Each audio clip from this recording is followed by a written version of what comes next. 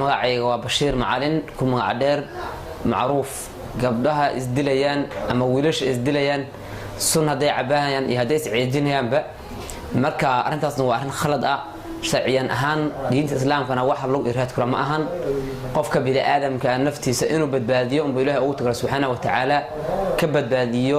wixii xun oo dhan ama macsiyada ama fuxshiga ama magaranaysaay naarta naftan qofka bini aadamka Ilaahay wuxuu u galiyay inuu ku adoonsado marka in la isdilo meesha ma ku jirtaba sidaadaba waa arin khalad ah sharciyan ahaan iyo dhaqan ahaanba waa arin khalad in la isdilo wax hore u soo jirtaan ma wax un hadda zaanadan dambe imaaday in arintaas waxa sabab ah adduunkan hadda hormaray ee casriga ah sida telefoonada smartphone-ka waaweynka ee internetka iyo sabab ah hor dadka isdilaan wax qayaali ah ama filmaan ay fiirsadeen dadku iyo ku dhaqmayaan qofka sidiisa bini'aadankana waxa loo tagaa hadduu qofku muslim yahay markay cilad la soo dirista ama xanuun uu dareemo inuu Ilaahay xaqiisa u carro oo xaq al u laabto ma ogi inuu film fiirsado waxa arkaysaa qofku wuxuu ku leeyahay film ma fiirsan maskaxda ku dajinaya waxaasna wax suuragal ma ahan iyo wax banaantoona marka waxa sababay ama waxa soo badiyay dadku filmaanta xunxunka ay fiirsanayaan ee dhaqanka gaalada ay qaateen sharciga islaamka ay ku tunteen baa sabab ah magacay waxa la yiraahdaa Firdaws Aadan Idris teeda kale gabdhaha Soomaaliyeed waxay ila tahay aan micnihi khaasatan fikradeeda hadaan fiiriyo inay micnihi falxun ay ku dhaqaaqeen sababtoo ah Ilaahay ma banaynin inay qof naf loo gooyo marka waxa isku dileen kulay Ilaaha kala xisaabtamaayo ani ma garanay laakiin aniga jecel ma aaminsani sababtoo ah qofka dadka amacnihi lamaana ay isku tihiin oo ubad wada dhasheen qofkaas aad la aaminayniba ma jecel oo inaga dhaxeeyo ama telefoon ama macnihi waxyaabo idinka dhaxdiina ku dhex jiro kaliya haday tahayna inta ma aaminsanibo jecelka marka waxaan dhihi lahaa gabdhaha Soomaaliyeed yeen isdirin dhibaatooyin iyo isgaarsiin sababtoo ah jecel wax la dhahay ma aaminsan hase yeeshee maskaxda ee ragga ayaga dumarka inta badan ay saarayaan ama maanta dhan qofka uu markuu soo waco oo uu leeyahay macaantu waan ku jeclahay waxaasna macnihi qofka gabadha haday tahay macnihi qof oo mayal adag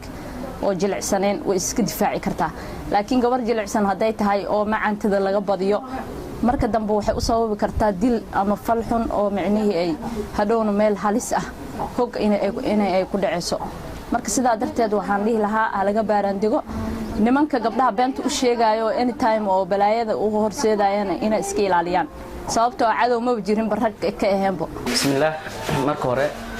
magacaygu waa Cabdullaahi Bashiir Xuseen waxaan horta ka xumahay falalka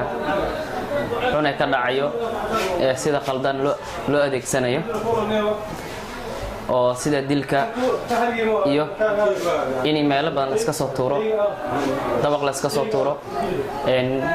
waxa loo yaqaan ceejida la soo geysto oo geedaha la iska soo laliyo waxa waan dhalinyaro ahaan aad iyo aad baan naga xunnahay arinta dhacday maalin hore waayo nafsadan Ilaahay wuxuu noo siiyay inaan ku caabudno aan wixii markaasi nafsada anaga la soo kulmo aan ku meel marsano aan Ilaahay ku caabudno meel ka san la mar laakiin balse ma ahan inaan dilno oon goyno iyo sheekooyin khiyaali ah oo dad nan religious ay sameynayaan aan ku dhaqaaqno anaga waayo dad muslimiin ayaan nahay waxyaabaha qaar ee dadka nan religious ka dhaqanayaan inaan anaga raacna ma ahan marka aad iyo aad ayaan naga xumahay falka qaldan ay ku dhaqaaqeen gabdhaha muslimiinta ah iyo wiilasha muslimiinta ah ee baryahan dambe soo badanayo magacayga waa Nasra Maxamed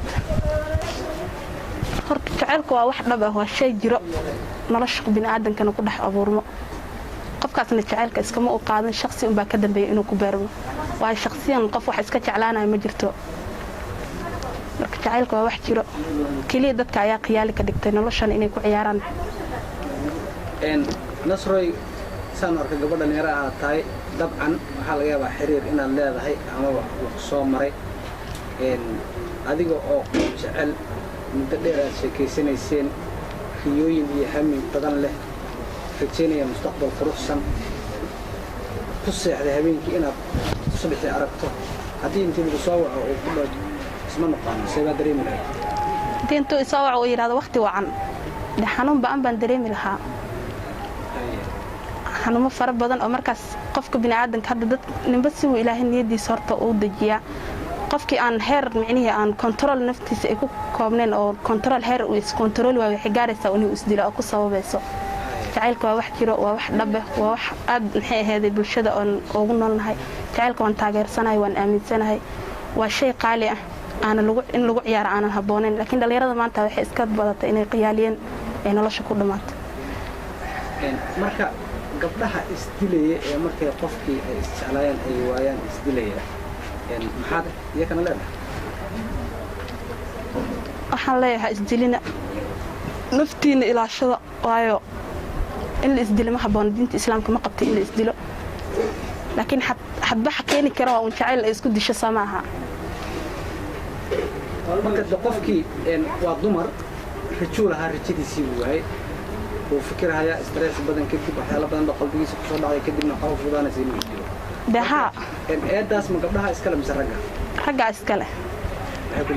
waxay ku leeyihiin qofkii markuu u horreysay nolol macaan dhadhan leh farxad leh ayaa lagu siinayaa kadib nolosha waa lagu qaraaraynayaa inaad noolaato waxaad ka doorbidaysaa inaad isdisho marka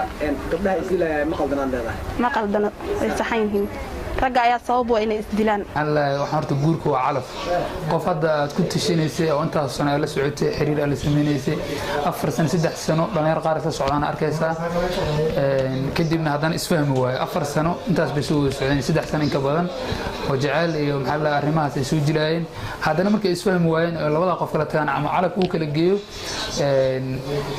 marka ayada isheega noloshooda macnaha say ku dhisanahay qof walba qof kale oo weynax galamaan wax macnaha dhimashii hadda isdil iyo dad qaar horta macnaha isku fikrada manaan fikradaas waan ka soo horjeedaa ruuxanta jacaylna hore u soo sameeyay waxyaabahaasna macnaha maxaa la weligeey kuma fikirin marka waxa leedahay ragga aad ma laha dumarka waxaan leeyahay aad horta nooga qalbi jilcay aad bay nooga qalbi jilcan yihiin marka xagga jacaylka loo ragga macnaha maxaa la dulqaadkiisu iska badan yahay oo iska adkaysi badan yahay balse dumarka aad iyo aad bay ugu jilcan yihiin arrimaha jacaylka dhawaantan waxay basay filmaanta musalsalada filmaanta jacaylka marka waxa hindidaas iyo gaalahaas waxba raacina leeyahay diin islaam aalidin dhaqankiina diintiina islaamku xirnaada waxaan jacayl